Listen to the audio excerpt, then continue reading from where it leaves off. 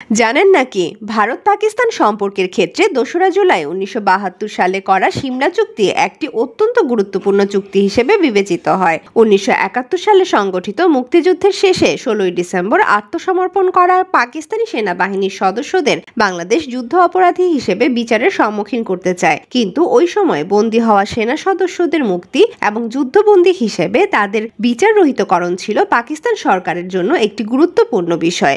অপরদিকে একটি শান্তিকামী জাতি হিসেবে ভারতের ভাবমূর্তি অক্ষুণ্ণ রাখতে পাকিস্তানের সঙ্গে স্বাভাবিক সম্পর্ক পুনঃপ্রতিষ্ঠা ছিল ভারতের জন্য খুবই জরুরি। মূলত এই প্রেক্ষাপটেই তৎকালীন পাকিস্তানি প্রধানমন্ত্রী জুলফিকার আলী ভুট্টো ও ভারতের প্রধানমন্ত্রী ইন্দিরা গান্ধী সিমলায় এক শীর্ষ বৈঠকে মিলিত হন। এই বৈঠকেই সই করা হয় ঐতিহাসিক সিমলা চুক্তি। এই চুক্তিতে ভারত ও পাকিস্তান তাদের সকল বৈরিতার অবসান ঘটানো, জাতীয় ও আন্তর্জাতিক পর্যায়ে সকল ক্ষেত্রে বন্ধুত্ব ও সৌহার্দ্যপূর্ণ সম্পর্ক বজায় রাখা সহ কাশ্মীরের লাইন অফ কন্ট্রোলকে সীমানা হিসেবে মেনে নিতে সম্মত হয়।